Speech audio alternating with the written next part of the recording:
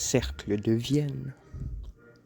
Le Cercle de Vienne, ou Wiener Kreis, est un groupement de savants et philosophes qui a fonctionné à Vienne de 1923, mais officiellement 1929 sous le nom de Société Ernst Mach, jusqu'à l'assassinat de son chef de file, Moritz Schlick, le 22 juin 1936, après quoi le club se dispersa.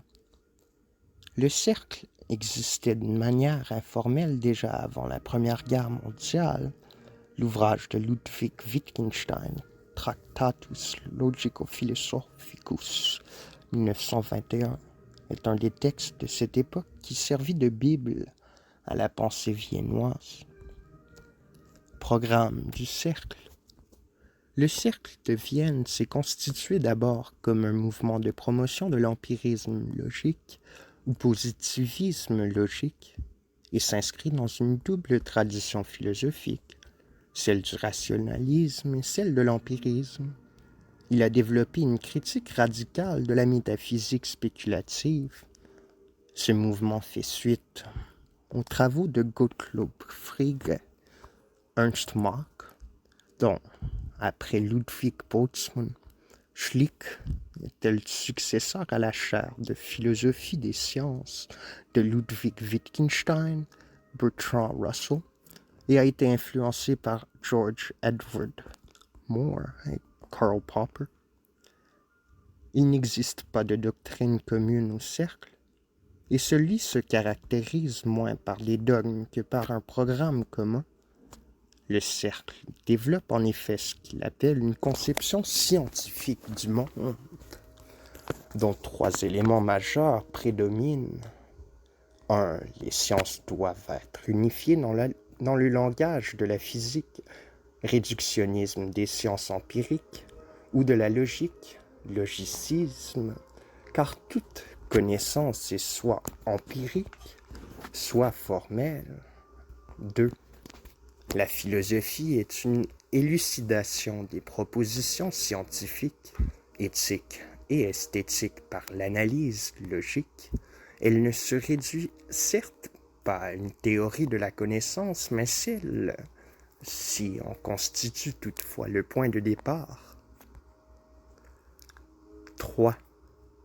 Cette conception affirme que les énoncés métaphysiques sont dépourvus de sens ou cyniques. Les problèmes philosophiques traditionnels auraient été mal posés et leurs solutions auraient été exprimées inadéquatement. Cette thèse trouve sa première formulation avec Ludwig Wittgenstein dans le Tractatus Logico-Philosophicus. La plupart des énoncés métaphysiques sont dépourvus de sens, car ils ne peuvent être justifiés par l'expérience. Mais il nous renseigne plutôt sur la façon dont le langage fonctionne, conception partagée par Rudolf Carnap en 1934. Il y a plusieurs tentatives pour réfuter cette conception de la philosophie analytique, en particulier par Strawson, par David Lewis ou, en France, par Frédéric Neff, conduisant à la métaphysique analytique. Membres. Les membres du cercle les plus actifs ont été Moritz Schlick, Hans Hahn, Philipp Frank, Rudolf Carnap, Eino Kaila, Otto Neurath, Olga Hahn Neurath, Felix Kaufmann, Edgar Zilsel, Arne Naes, Herbert Fagel, Richard von Mises, Karl Menger, Kurt Gödel,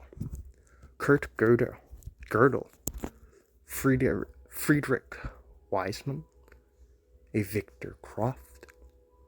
Le cercle de Vienne a fait l'objet de visites occasionnelles de Alfred Tarski, Hans Reichenbach, Carl Gustav Hempel, Willard von Olmen-Quinn, Ernest Nagel, Alfred Jules Zaire, Oscar Morgenstern et Frank P. Ramsey. Ludwig, Ludwig Wittgenstein et Karl Popper furent en rapport étroit avec le cercle, mais ils ne participèrent jamais aux rencontres.